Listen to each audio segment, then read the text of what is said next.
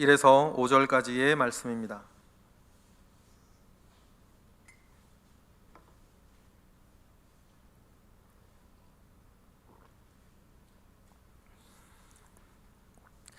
요한복음 11장 1절로부터 5절까지의 말씀, 우리 다 같이 한 목소리로 합독하겠습니다. 어떤 병자가 있으니 이는 마리아와 그 자매 마르다의 마을 베다니에 사는 나사로라. 이 마리아는 향유를 주께 붓고 머리털로 주의 발을 닦던 자요, 병든 나사로는 그의 오라버니더라. 이에 그 노이들이 예수께 사람을 보내어 이르되 주여 보시옵소서, 사랑하시는 자가 병들었나이다 하니, 예수께서 들으시고 이르시되 이 병은 죽을 병이 아니라 하나님의 영광을 위함이요 하나님의 아들이 이로 말미암아 영광을 받게 하려 함이라 하시더라. 예수께서 본래 마르다와 그 동생과 나사로를 사랑하시더라. 아멘. 예수님께서는 맨 처음 이 땅에 오셨을 때부터 십자가에 6월절의 어린 양으로 돌아가시고 모든 인류들을 구원하시기 위해서 오셨죠. 그러면 처음부터 예수님께서 십자가에서 죽으시는 것은 정해진 일이었습니다. 그런데 그것은 하나님의 계획이었고, 그 당시의 유대인들, 유대교 지도자들이 예수를 죽이기로 작정한 때가 언제일까? 마태, 마가, 누가복음과 요한복음은 조금 달라요. 마태나 마가나 누가복음은 대제사장들이 예수님을 죽이기로 작정한 때, 결정한 때를 언제로 말하냐면 화요일 날 예수님께서 성전으로 다시 찾아가셔서 그들과 치열한 논쟁을 하루 종일 하시고 아무것도 얻지 못한 채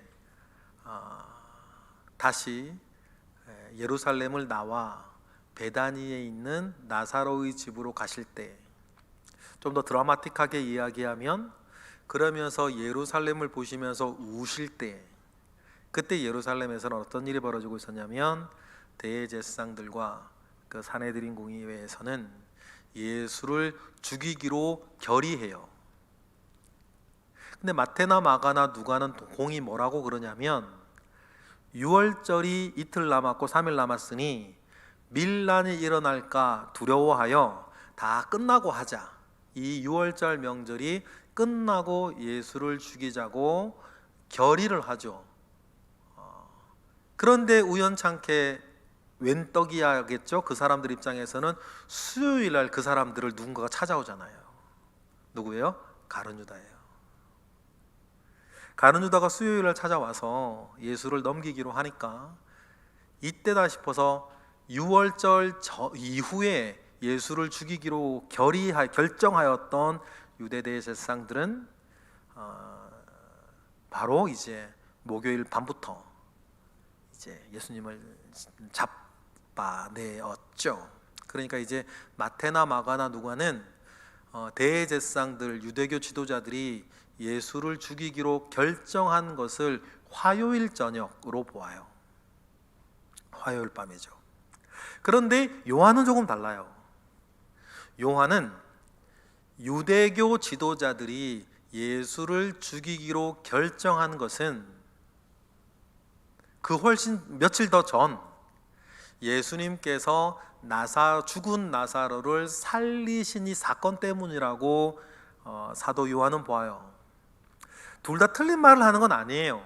왜냐하면 마태나 마가나 누가는 그때 유대교 내부에서 일어나고 있는 일들을 내막을 알 수 있는 사람들은 아니었어요. 겉으로 표면으로 드러나는 일들만 아는 사람이었죠. 그런데 요한은 조금 달랐어요. 맨 처음 여러분 요한복음 맨 처음 시작할 때에 제가 이런 얘기 드린 적이 있어요. 요한은 매우 비밀스러운 사람이라고. 예수님의 제자기도 하면서, 세례 요한의 제자기도 하면서, 대제사장의 집에 자기 마음대로 들락날락할 수 있는 사람이면서, 심지어는 문지기에게 명하여서 예수님 재판받으신 날 밤이죠. 베드로를, 못 들어오고 밖에 있던 베드로를 들어오게 하게 만들어줄 힘도 요한에게는 있었어요. 게다가 예수님의 제자들이 무서워다 숨어 있을 때에 요한은 예수님이 처형당하시는 십자가 바로 밑까지 나아갈 수 있는 유일한 남성이었어요. 그러니 참 요한은 뭐라 그럴까요? 참 비밀스러운 사람이었어요. 그런 비밀스러웠던 이 요한은 표면적으로는 예수님을 죽이기로 사내들인에서 결정한 것이 화요일 밤으로 알고 있지만 그 이전에 그 유대교 지도자들이 자기들끼리 했던 이야기가 어떤 이야기들이었는지 내막까지 다 들여다보는 사람이었어요. 그래서 나중에는 좀 있으면 나오겠지만, 며칠 뒤 묵상에서 나오겠지만, 그 해의 대제사장 가야바가 왜 예수를 죽여야 되는지를 말하는, 가야바가 자기 대제사장들끼리 모여있는 자리에서 가야바가 했던 이야기도 요한은 알아요. 그래서 요한복음 기록해 놓을 정도였어요. 이 말은 뭐냐면 요한은 겉으로 드러나는 일들뿐만 아니라 안에서 일어난 내막까지 다 알고 있는 사람이었다는 사실이죠.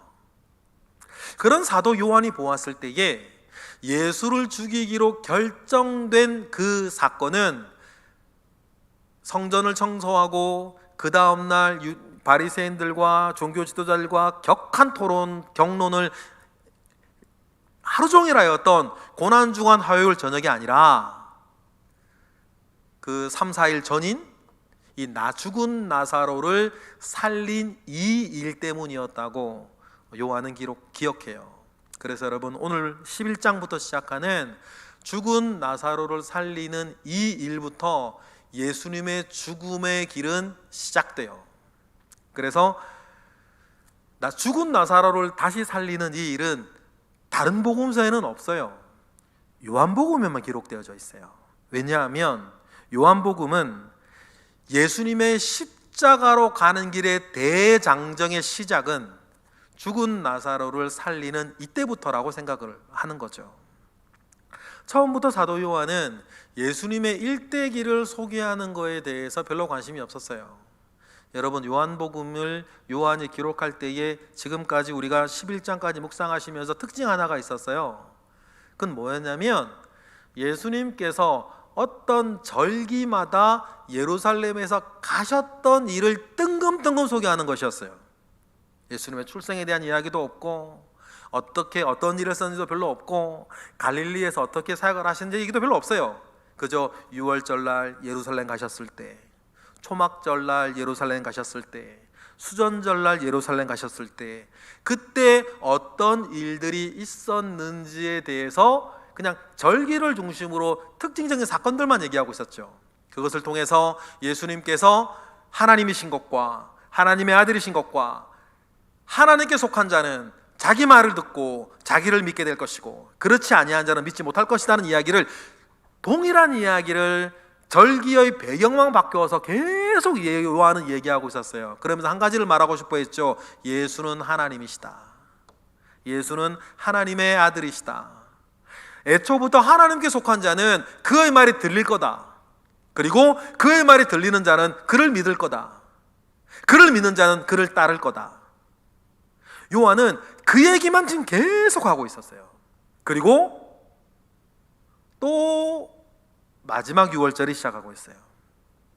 나사로의 죽음과 이 다시 죽은 나사로를 살리시는 이 일들은 6월절이 있기 한 6월절 절기가 시작하는 것으로는 하루 이틀 전, 예수님이 돌아가시기까지는 한 10일 전, 한 12일 전 사건이에요.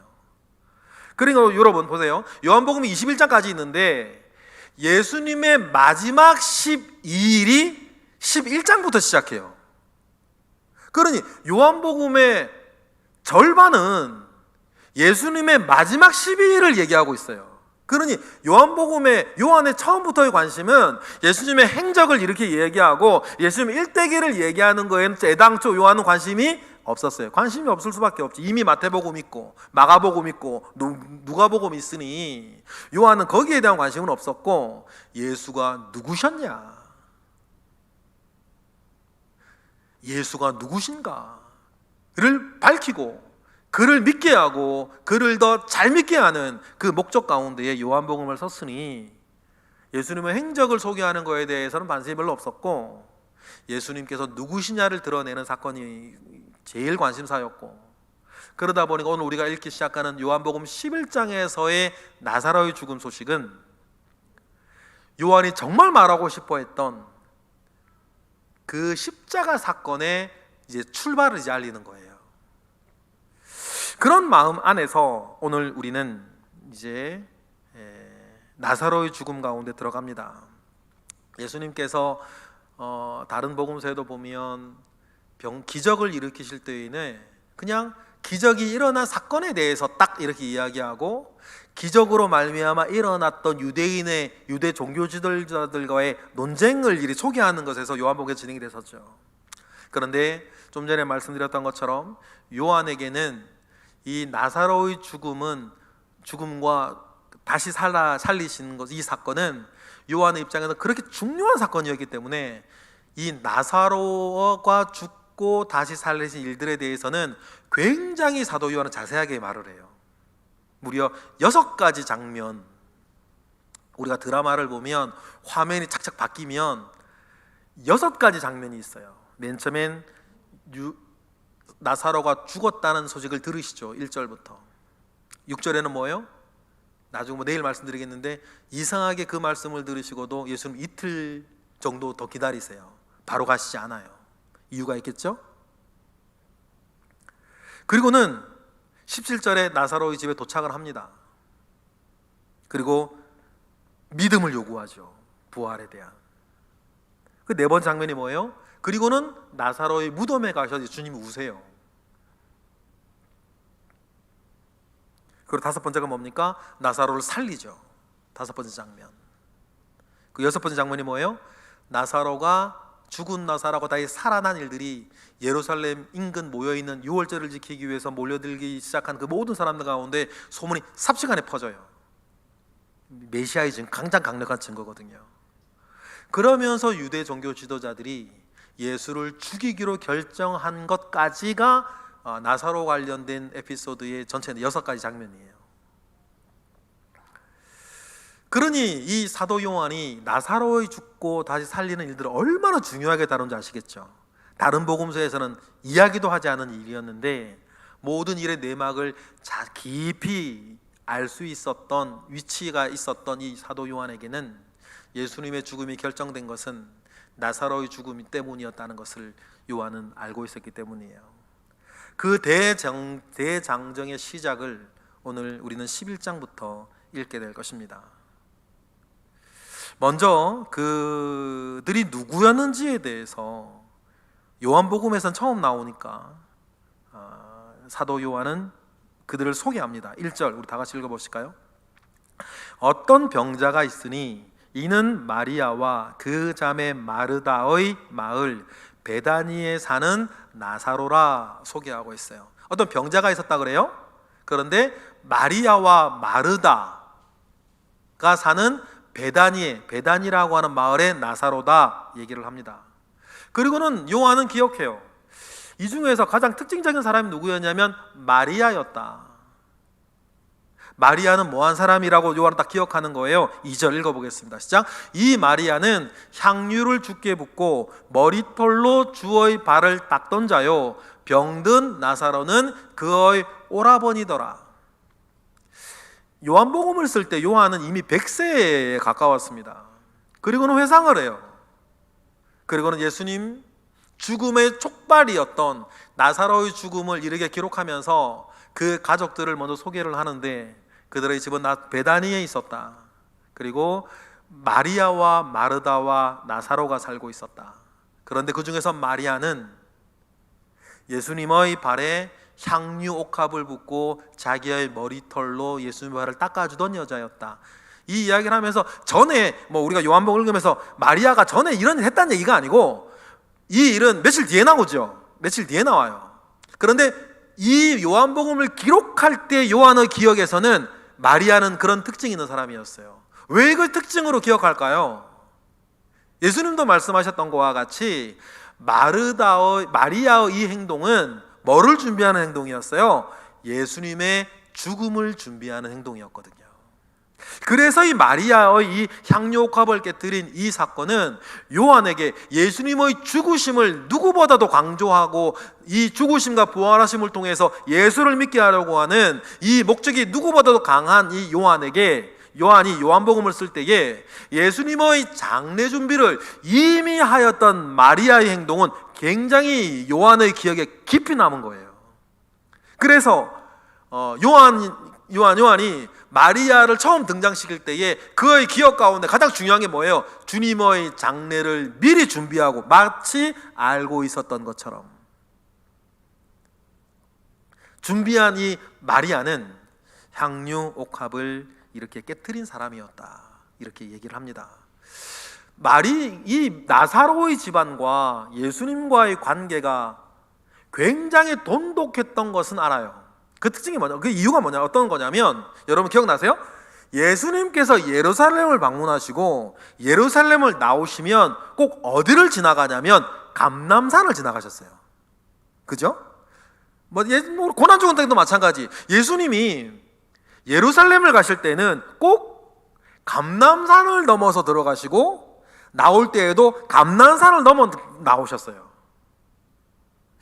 이것을 왜 예수님은 예루살렘의 문이 그 문 하나밖에 있는 것도 아닌데 왜 그러셨을까를 우리가 추측해 볼 수 있는데, 감람산 동쪽 끝자리에 있는 마을이 뭐냐면 베다니였기 때문이에요.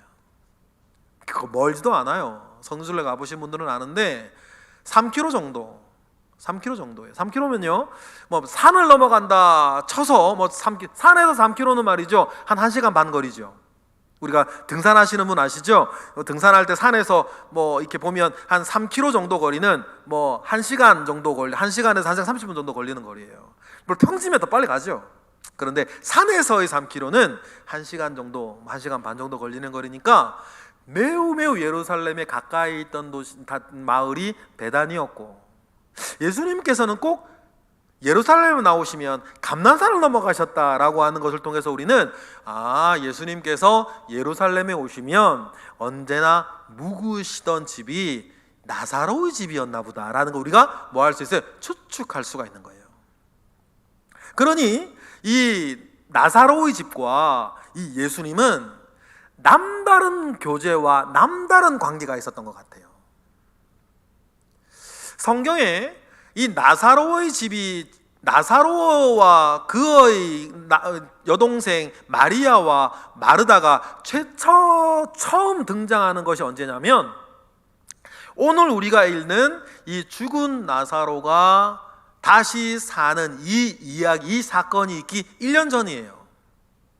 1년 전쯤에 여러분도 기억하시는 한 사건이 나오는데, 그때가 아마 예수님께서 나사로의 집안을 처음 만났을지도 몰라요. 그 전부터 알고 있을 수도 있는데, 아마 성경에 등장할 때 첫 내용을 보면 마치 그때가 처음인 것처럼 누가는 기록을 하죠. 누가복음 10장 보실까요?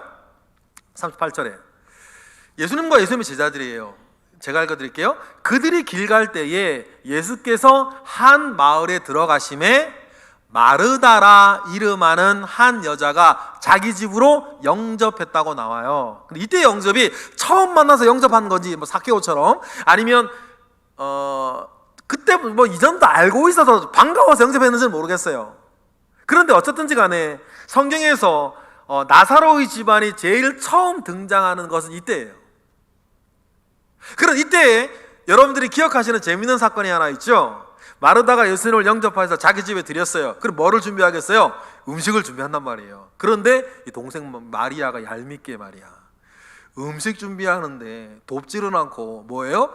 예수님 발치에 앉아서 예수님 말씀 듣고 있는 거예요. 그러니까 마르다가, 우리 그럴 때 있죠, 좋은 일 하다가도 짜증날 때 있어요. 여러분, 좋은 일 하다가 시험 들지 마시기 바라요. 사람 마음이 다 같질 않아요. 어떤 일이든 마찬가지. 여러분, 좋은 일 하다가 시험 들지 마세요. 하다 보면 얄미운 사람도 있죠. 또 이 좋은 일을 이해하지 못하는 사람도 있어요. 그래서 또 오해하는 사람도 있고. 여러분 그런 일들에 시험 들지 마세요. 뭐 제가 이런 말할 입장은 아니지만 사는 게 그런 것 같아요.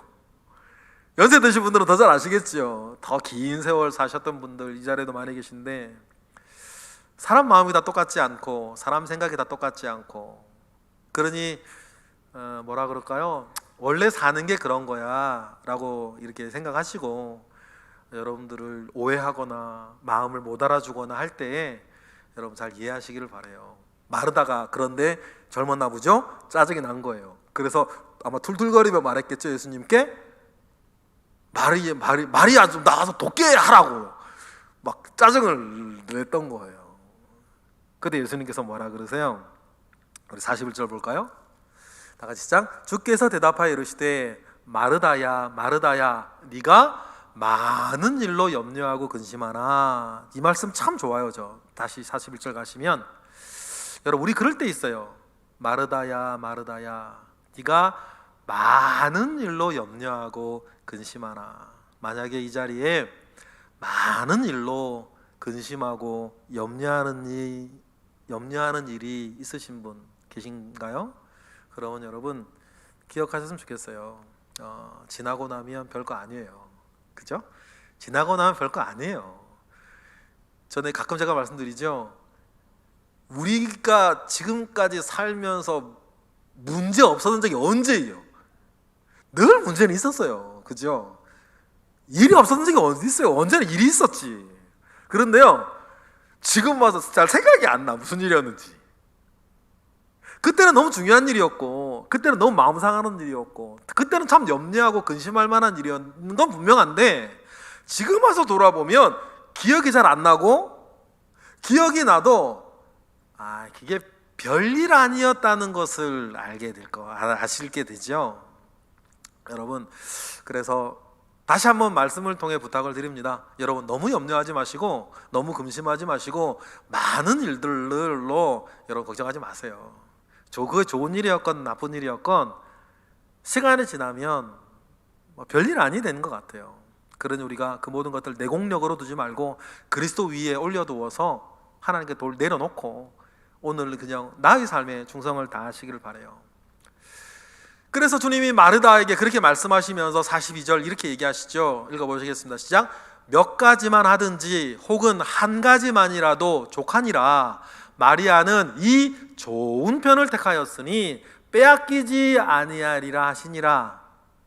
이렇게 말씀하시면서 주님은 마르다의 마음도 만져주시고, 말씀을 사모해서 말씀 듣고 있는 마리아에게 주님은 마리아도 시험 들지 않게 하시고 그렇게 해주신 것 같아요. 저는 짧은 이 말이 참 되게 좋아요. 주님이, 저도 그렇지만 여러분들도 뭐 교회에서도 어디에서고 그래도 일 많이 하시는 분이시죠? 그때 주님이 마르다에게 해주신 말씀이 참 좋아요. 많은 일들로 염려하고 근심하지 말고 몇 가지 일을 하든지 한 가지 일을 하든지 좋은 편을 택해서 하자라고 하니, 말씀 여러분 삶의 지혜로, 우리 교회 생활의 지혜로 여러분 받으시기를 축복합니다. 여기서 우리가 또 한 가지, 우리가 말씀 회복 운동 지금 계속 이 말씀드리고 있는데 주님 분명히 말씀하셨어요. 그렇다고 해서 주방에서 봉사하는 것 하찮은 일이라고 주님 말씀하신 것 아니에요. 그만두고 너도 올라와라 그렇게 말씀하지 않으셨거든요. 필요한 일이죠. 그런데 주님 뭐라 그러셨어요? 더 좋은 일, 더 좋은 일이라 그러셨어요. 뭐를요?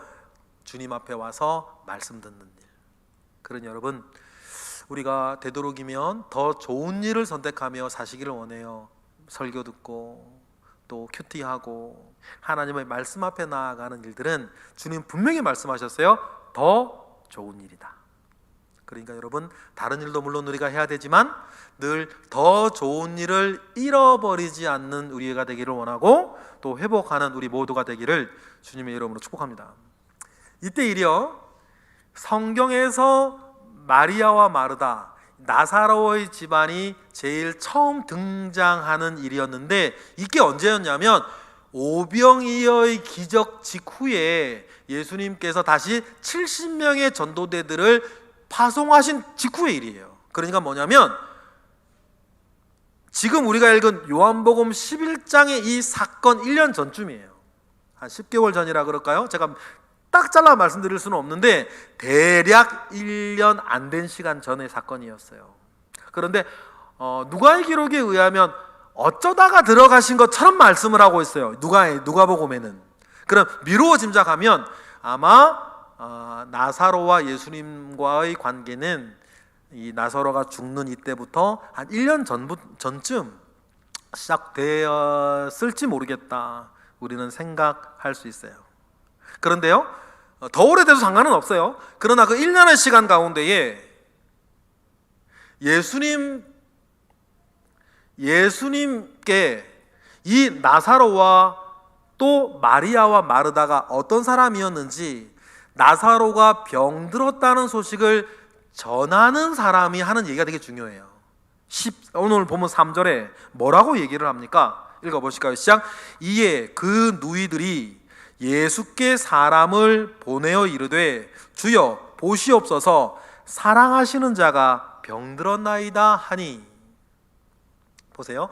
나사로가 병들었지요. 그러니까는 누이들 마리아와 마르다는 예수님께 사람을 보내요. 여기서 좀 우리가 행간을 좀 읽으면 마르다 집안과 예수님 사이가 굉장히 각별했다는 것을 알아요. 왜 그러세요? 지금 마리아와 마르다는 예수님이 어디 계신지 알아요. 이때 예수님은요 정처 없이 돌아다닐 때였어요. 가버나움에 계실 때가 한적하게 가버나움에 계실 수 없는 때였죠. 헤롯 안디바가 주목하고 있고 예수님은 두로, 시돈 지방을 막 여행해 다닐 때인데, 이상한 거 하나는 뭐냐면 핸드폰이 있는 것도 아니고 지금 전보를 칠 수 있는 시대도 아니고, 그런데도 예수님께서 어디에서 무엇을 하고 있는지 마리아와 마르다는 정확하게 알고 있다는 거예요. 그러면 한 가지 기억할 수 있는 건 마리아 나사로 집안과 예수님 사이에는 보통 관계가 아니라는 걸 우리는 알 수 있어요. 굉장히 밀접한 관계죠. 그리고는 하는 말이 뭐예요? 주님께서 사랑하시는 자가 병들었나이다. 주님께서 사랑하시는 자가 병들었나이다. 보통 관계가 아닌 건 알겠시겠죠. 그 정도 되니 예수님께서 예루살렘 가실 때마다 베다니에서 머무르기도 하시고, 정말 흉어물 없이 자기의 몸도 의탁하시고 정말 흉어물 없이 지내던 집안이 나사로 집안이었죠. 6월절이나 초막절이나 수전절이 되면 많은 사람들이 절기를 지키기 위해서 예루살렘에 모였습니다. 요세푸스라고 하는 유명한 당시의 역사가의 말에 의하면 200만 명씩 모였대요. 6월절에는. 그럼 여러분 200만 명이나 되는 사람이요 어디서 잡겠어요? 잘 데가 없지요. 지금도 말입니다. 어느 날 서울에 200만 명이 관광객이 한꺼번에 몰렸다고 해보세요. 그 사람들 어디서 자겠어요? 잘 데가 없지. 그래서 대부분의 사람들은요 감람산에 텐트를 치고 살았대요. 그러니까 일주일 정도죠. 감람산에 텐트를 치고 살았다. 그래서 명절 절기가 되면 감람산에는 사람들이 친 텐트로 빼곡했대요. 그런데 특별히 예루살렘과 예루살렘에 아는 사람이 있는 사람들은 그 집에 가서 머무는 거예요. 텐트 칠 필요가 없죠. 예수님에게는 이 베다니아의 나사로 집이 그 집이었어요. 예루살렘 3km밖에 안 떨어졌으니까. 그러면 예수님께서 왜 나사로 집을 그렇게 했을까? 아직 마가다락방은 아직 등장할 때가 아니죠. 마가다락방은 고난주간에 처음 만나는 집이니까. 그러니까 이 나사로와 마리아 마르다와 예수님과의 관계가 얼마나 돈독했는지 그것을 그들은 이렇게 표현해요. 나사로를 가리켜서 주께서 사랑하시는 자가 병들었나이다. 여러분 오늘 이 말씀 우리가 읽으면서 나 스스로 주님을 그렇게 참 사랑하는 사람이 되기를 정말 정말 사랑하시는 자가 되기를 여러분 축복합니다. 그리고 주님께서 참 사랑하시는 자들이 되세요. 그리고요, 내가 주님을 그렇게 사랑하는 것과 주님이 나를 그렇게 사랑하시는 것을 다른 사람들이 알았어, 다른 사람들이 알만하도록, 주님은 모든 사람을 사랑하시지만 또 모든 사람을 똑같이 대하시는 것은 아니라는 것 여러분 아시잖아요, 그죠? 하나님도 그러셨고 예수님도 그러셨어요. 모든 사람을 사랑하세요. 그런데 여러분, 모든 사람을 사랑하셨던 그 사랑도 엄청난 사랑이었죠. 그 모든 사람을 위해서 뭘 할 정도로, 자기 목숨을 내어줄 정도로. 그렇게 모든 사람을 사랑하시던 주님은 또 각별히 사랑하시는 사람들이 있었어요. 무리들도 있었고, 그 중에 300명이 있었고, 그 중에 70명이 있었고, 그 중에 12명이 있었고, 그 중에 또 3명이 있었던 것처럼. 그러면 여러분, 우리가 기왕 예수 믿는 거 300명 안에는 들어야 되지 않겠습니까? 기왕 예수 믿는 거 70명 안에 좀 들으셔요. 또 기왕 우리가 예수 믿는 거 12명 안에 들으셔야 될 거 아니에요. 그리고 기왕 우리가 예수 믿는 거 정말 은밀한 장소까지도 주님이 데리고 가시는 베드로와 요한과 안드레처럼 3명 안에 들었으면 얼마나 좋겠어요. 그만큼 우리가 주님을 사랑하고 주님이 또 나를 사랑할 수 있도록 여러분 힘써서 신앙생활 하시고 주님을 사랑하시는 저와 여러분 되시기를 주님의 이름으로 축복합니다. 주님께서 사랑하시는 그 자가 죽은 건 아니죠, 아직. 병들었나이다 라고 하는 소식을 들어요.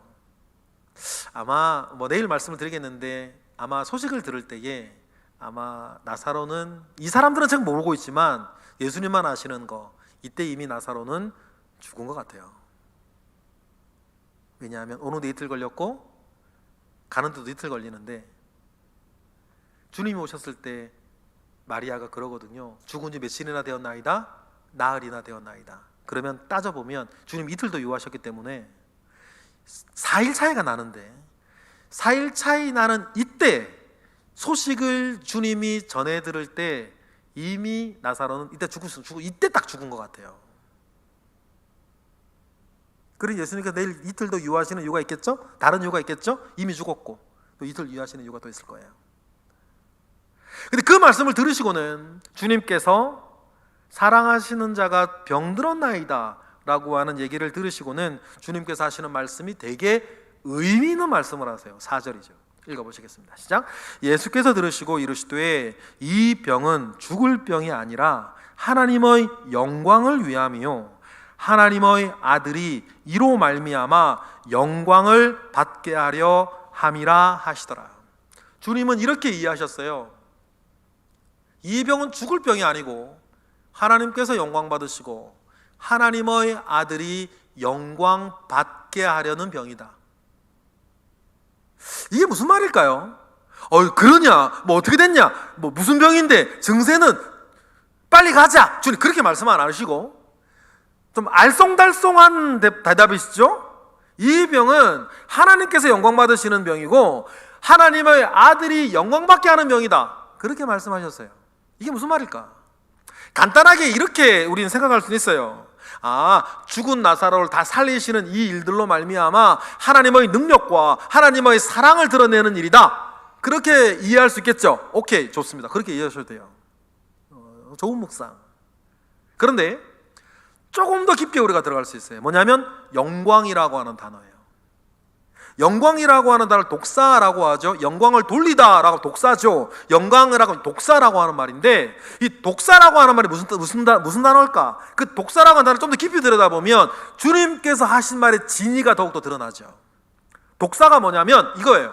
사과 보고 사과라고 말하는 거예요. 그걸 영광 돌린다는 말 그 말이에요. 사과 보고 사과라고 말해주는 거예요. 바나나 보고 바나나라고 말해주는 게 뭐냐면 영광 독사예요. 그 대상이 가지고 있는 원래 본래의 모습을 있는 그대로 말해주는 것이 영광이에요. 그럼 우리가 영광을 돌립니다라는 말은 뭐예요? 누군가를 높여줄 쓰는 말이기도 하잖아요. 그러면 높은 사람에게 높다고 얘기해 주는 것, 능하신 분에게 능하다고 얘기하는 것, 하나님 살아계신 하나님께 하나님은 살아계시다고 말하는 것을 우리가 예배 때마다 뭐라 그래? 하나님께 영광 돌린다 그러는 거예요. 왜냐하면 하나님 진짜 그런 분이시니까. 그럼 보세요. 나사로의 병은 하나님의 영광을 위해서다. 그러면 하나님께서 얼마나 능하신 분인지 나타내는 말이기도 하겠죠. 그럼 두 번째 얘기, 하나님의 아들이 영광 받으실 병이다. 이로 말미암아 하나님의 아들이 이로 말미암아 영광을 받게 하려는 것이다 라고 주님 말씀 보십시다. 주님이 왜 오셨죠? 뭐 하실 분이에요? 그죠? 우리를 구원하실 분이고, 우리를 구원하기 위해서 어떻게 되시는 분이에요? 십자가에 달려 죽으셔야 되는 분이에요. 그리고 십자가에 달려 죽으시고 다시 부활하셔야 되는 분이죠. 그런데 이 사실을 아직은 아무도 알지 않고 믿지도 않아요. 제자들도 못 믿으니까 지금. 그런데 맨 처음 말씀드렸어요. 죽은 나사로를 다시 살리는 일은 예수님을 죽게 만든 결정타였다. 요한은 그렇게 알고 있어요. 그럼 이어봅시다. 하나님의 아들이 이로 말미암아 영광을 받게 하려 함이라 라고 주님이 말씀하셨다는 것은 뭐예요? 이 일들로 말미암아 내가 십자가에서 죽는 것과 내가 다시 부활하는 그 영광, 나는 죽는 자고 나는 죽음에서 다시 살아나는 자라고 하는 그 나의 모습을 있는 그대로 말하고 보여줄 수 있는 독사의 사건이 될 거다. 그 의미인 거죠. 이 알쏭달쏭한 주님의 이 답변은. 주님은 그렇게 받아들이셨어요. 그러니 4절 말씀을 보면 그 당시에 있는 예수님 주변에 있는 모든 사람들은 나사로가 죽은 줄 몰랐어요. 그죠? 병들었다는 것만 알아요. 그런데 주님은 4절에 이미 나사로가 죽을 병이 아니라고 얘기를 하시는 거예요. 뭘 염두에 두고 있냐? 죽음을 염두에 두고 계세요. 그래서 예수님께서 이틀도 유하시고 나사로의 집 베다니까지 가는데 이틀이 걸렸거든요. 그러면 나흘이죠. 그런데 도착했을 때 죽은 지 벌써 나흘이 되었습니다 라고 이렇게 얘기하는 사건을 보면 주님은 이미 이 얘기를 듣는 순간 나사로가 죽은 것을 알고 계셨던 것 같아요. 그래서 뭐라 그래요? 죽을 병이 아니라 그렇게 말씀하신 거겠죠. 여러분 그렇습니다. 그리고는 이 일들로 주님은 영광 받으실 거예요. 이 영광은 그럼 뭐예요? 예수님의 먼저는 뭐예요? 예수님의 죽으시는 사건이에요. 예수님 죽으셔야 되는 분이니까. 그리고는 요한은 이렇게 밝혀요. 요한복음 11장 48절에 그래서 예수님이 죽고 나서 살리시죠. 그 소문이요 6월절을 지키기 위해 예루살렘을 보이는 모든 사람이 삽시간에 퍼져요. 그러니까 종료주일이 일어날 정도까지 나사로를 죽고 나서 살린 이 일들은 정말 엄청난 사건이었거든요. 그러니 예수님께서 예루살렘 입성하실 때에 다른 날은 그렇게 하지 않았어요. 6월절에 가신 적도 있고 초막절에 가신 적도 있고 수선절에 간 적도 있는데 사람들이 그렇게 반응하지 않았거든요. 그런데 고난주간 시작할 때 예수님께서 예루살렘 들어가실 때에는 우리가 고난주간의 그 사건을 우리가 아는 것처럼 그런 큰 반향이 일어날 정도로 엄청난 뉴스였어요. 그 이야기, 그런 소문이 막 퍼지고 있다는 걸 누구도 들었어요. 종료주일 전이지만 이 대제사장들도 들었어요. 그런 대제사장들이 모든 민심이 예수께 향하는 것을 두고 그들이 이렇게 해서 자기네들끼리 얘기하는 거, 이건 요한만 기록하고 있어요. 뭐라 그래요? 읽어볼까요? 자기네들끼리 모여서 시작. 만일 그를 이대로 두면 모든 사람이 그를 믿을 것이요 그리고 로마인들이 와서 우리 땅과 민족을 빼앗아 갈 거다. 그들이 걱정하기 시작하는 거예요. 누구를요? 로마를. 왜냐하면 죽은 나사로 사신 이 일로 모든 사람들이 그를 믿고 따르기 시작하면 뭐가 일어날 거고, 그럼 구테타가 일어날 거고, 그러면 로마가 와서 그대로 두겠냐. 대제사장들이 이걸 걱정하기 시작해요. 그리고 53절에 뭐라 그럽니까? 이날부터는 그들이 예수를 죽이려고 뭐이 아니라 요한복음 11장이라는 거 기억하셔야 돼요. 우리가 읽은 이 장이에요. 그러니까 이 사도 요한은 이들이 예수를 죽이려고 모의하는 것이 죽은 나사로를 살린 이때부터 소문이 퍼지면서라고 요한은 딱 이제 우리에게 알려주고 있죠. 그 전에도 예수님을 죽이려고 하는 일들은 많이 있었어요. 돌로 쳐 죽이려고 하고 수선제로도 그랬고 초막제로도 그랬죠. 그런데 그때는 예수님의 말을 듣고 신성 모독한다고 그때 우발적으로 일어난 사건이었어요. 그런데 죽은 나사로를 살린 이 사건부터는 그들이 예수를 죽이기로 결정하고 뭐예요? 계획을 세우기 시작해요. 모의하기 시작하는 거죠. 그리고는 은밀하게 명령을 내리는 게 57절입니다. 읽어볼까요? 시작. 이는 대제사장들과 바리새인들이 누구든지 예수 있는 곳을 알거든 신고하여 잡게 하라 명령까지 내리는 거죠. 그러니까 예수님의 죽음은 죽은 나사로를 다시 살 이 일로 사실은 결판은 났다. 사도 요한은 그렇게 알고 있고, 그러니 주님께서 오늘 4절에 말씀하신 것, 하나님의 영광 받으심과 하나님의 아들이 이로 말미암아 영광을 받게 하기 위해서 나사로는 죽는 병에 걸렸다라고 주님이 말씀하신 거에는 이 큰 의미가 사실은 담겨 있다는 사실을 우리는 기억하는 것입니다. 그리고는 마지막에 뭐라 그래요? 5절 읽어볼까요? 시작. 예수께서 본래 마르다와 그 동생과 나사로를 뭐 하시더라? 사랑하시더라.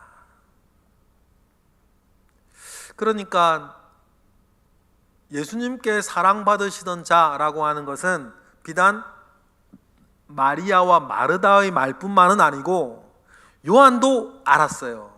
예수님께서는 마리아와 마르다와 나사로를 각별히 사랑하셨다라고 하는 사실을 사도 요한도 알 정도였죠. 여러분, 오늘 우리가 읽었던 예수님의 죽으심의 서막, 어떻게 보면 이제 결정되어진 그 일들은 나사로의 죽음으로부터 시작된다는 사실을 우리가 기억을 할 때 예수님을 생각해 봅니다. 예수님께서 모르셨던 것이 아니었죠. 다 알고 계셨습니다. 그런데 마리아와 마르다와 나사로를 비롯한 당시의 모든 사람, 그리고 오늘 이 자리에 있는 우리 모두를 향한 주님의 사랑이 여러분 여기 있는 것 아닙니까? 그 걸음, 내가 걸어가야 할 길이면 나는 걸어가야겠다. 그것이 그들을 향한 나의 사랑의 내용이니까. 그래서 저는 개인적으로 요한복음 13장 1절 말씀 참 좋아요. 이렇게 되어 있죠.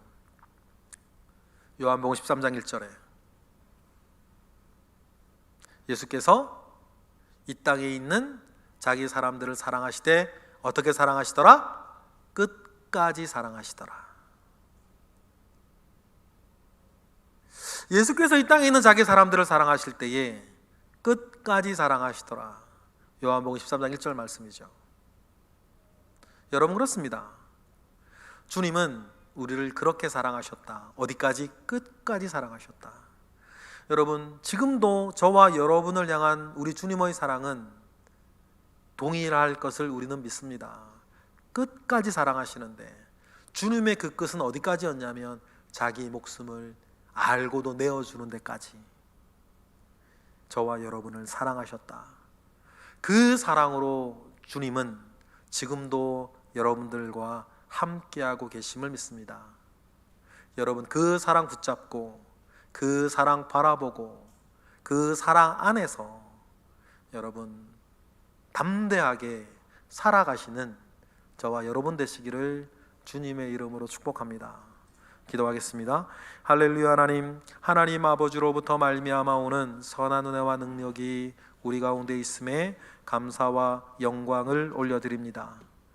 주여, 주님의 마지막 걸음이 이제 시작되었습니다. 그 걸음이 나를 위한 것이었고 나를 사랑하시되 끝까지 사랑하시던 주님의 마음이었음을 이 시간 다시 확인하니 우리도 예수를 더 잘 믿게 하시고 더 사랑하게 하시고 그 믿음과 사랑이 나의 교회 생활과 나의 일상생활 가운데에 꽃피게 하옵소서. 예수 그리스도 이름으로 기도드렸나이다. 아멘.